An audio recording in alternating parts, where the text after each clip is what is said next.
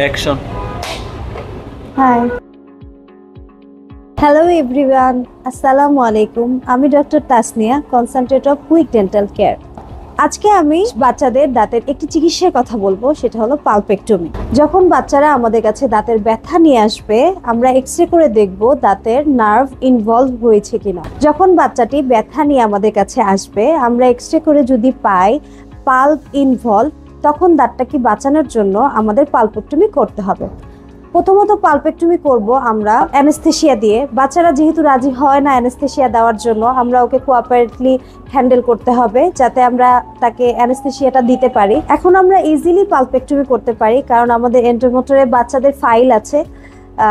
Easily বাচ্চাদেরকে handle করা যায় কারণ বাচ্চারা বেশিক্ষণ মুখ হা করে থাকতে চায় না। এর জন্য আমরা এন্ডোমোটর দিয়ে তাড়াতাড়ি তাদের পালটা রিমুভ করে দিই যাতে তাদের ব্যথা না হয়। পরবর্তীতে ফিলিং করে তার উপরে আমরা স্টেইনলেস স্টিল ক্রাউন ব্যবহার করে দাঁতটি সুরক্ষিত রাখতে পারি। পালপেক্টমি করা হয় দাঁতটি পড়ে যাওয়ার আগ পর্যন্ত যাতে দাঁতটি সুরক্ষিত থাকে এবং পার্মানেন্ট দাঁতগুলো যাতে আঁকাবাঁকা না হয়। আমাদের কুইক ডেন্টাল কেয়ারে বাচ্চাদের জন্য আলাদা জোন আছে যেখানে বাচ্চারা কমফোর্টেবলি ট্রিটমেন্ট নিতে পারবে, ইভেন কমফোর্টেবলি তাদের সমস্যাগুলো আমাদের সাথে শেয়ার করতে পারবে।